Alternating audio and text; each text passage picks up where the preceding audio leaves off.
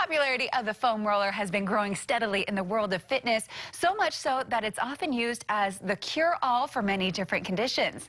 The foam roller is a great tool if used the right way, but if not, you could be doing more harm than good. Here with more info and also with tips for us, we have Julie Moon of Moon Physical Therapy. Good morning. Good morning. Okay, so I've heard of foam rolling. I attempted to do it just now. I don't know if that was right. But tell us about foam rolling. Why is it all the rage? It's pretty big nowadays, I think, because it's a quick fix that people can get on their foam roll real quick and their soreness goes away. It's a great, like, post-workout tool that you can use. Yeah, it's just, I think it's a quick thing that people can do to feel better. Right, and you see people rolling their legs a lot. But what about back pain? If you have back pain, can you be foam rolling? So it all depends on where your pain is, because there's a significant difference between rolling the thoracic spine versus the lumbar spine. If you're rolling your low back or your lumbar spine, stop. Okay. Yeah, not a good thing, and I'm going to show you why with my little friend. Hello, friend. So there's 3 sections of the spine. So you've got the cervical vertebra, and it's made up of 7. You've got the mid-upper back, which is the thoracic spine, and that's 12 vertebrae, and then you have the lumbar spine or the low back, which is made up of 5 vertebrae. Now you can see the thoracic spine, it's supported by the strong rib cage. The lumbar spine is not, and that makes it much more unstable. You also have the natural curve of the thoracic spine, which is a little bit more forward. And that's evident with people like, you know how they have poor posture and their shoulders are rounded? Right. So people often lack that extension or bending backward in that part of the spine.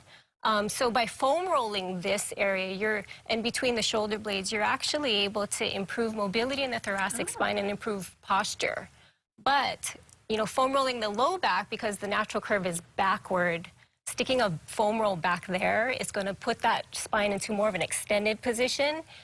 Could damage some areas. If you already have back pain, it could make it worse. Okay. The size of the foam roll, too, is important because it's not going to get into the little deep muscles of the low back. So using something else like a tennis ball, massage ball would be better for the low back. Interesting. Okay, good to know. All right, now let's talk about tips, because I mean, I know there's a lot of mistakes that people can make when foam rolling, right? Yep. Okay, so I'm going to show you what I see people doing a lot of times. So let's Are we heading to the mats? All right. Now I get to learn in a real way. So a lot of people I see clasp their hands behind their head. Okay. And what that does, it brings your scapular or your shoulder blades back, and it kind of blocks your thoracic area. So you want to expose that area instead. So you want to bring your hands out in front of you. I like to cross my wrists because that'll kind of round your shoulders a little bit more. Then I see people there lifting their okole up off of the ground, and they're just kind of going at it, rolling. You want to actually sink back into the foam roll. So do you feel like a tight area in your mid-upper back? Yeah. So find an area, and you're just going to extend backward. You can also kind of go side to side once you find that tight spot. And then you can roll if you want, but real controlled. You don't want to kind of just roll And the crazy. thing with the foam roller, too, is, I mean, once I'm on the spot right now, I feel like I don't even really need to roll much, right? Just having it there and just little movements. And then you can go down each level of the vertebra. You want to stop at the area like the lower ribs. Right. Don't go down the low back.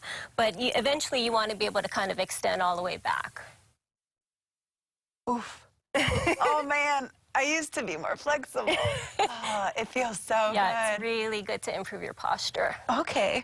And what else is this good for? I mean, of course, improving posture, but I mean, people that lift a lot, I see them doing these too. Yeah, well, and when you do the thoracic spine, it can also improve your range of motion in your shoulder. So if you have difficulty reaching over your head, you need that extra few degrees of thoracic extension. So you really want to foam roll because that'll help reaching. And how often do you suggest people to foam roll? So I would say, like, you know, maybe 3 to 4 times a week. If you're the type of person you have to foam roll every day, all the time, there's probably something else going on, and you might want to seek professional help, you know, from a PT or something. But just maybe 5-10 minutes would be good. Okay. Yeah, and good to get all that tension out after work or after you work out. And I mean, it's something that's such a short amount of time, right? Such a little part of your day, but it can make such a big difference. Yep. All right, and of course, you're from Moon Physical Therapy. For those who are thinking, you know, they might want some one-on-one training or some help, where can they find you? So we have 2 locations. We're on Ward Avenue, and then we're also in Milani Malka. I've got great teams at both locations, and they really work hard to make every session the best possible experience for our patients. Perfect. Well, thank you so much, Julie, for joining us again this morning and for good tips. All right, I'm going to keep rolling away, but for now, we have to send it to break.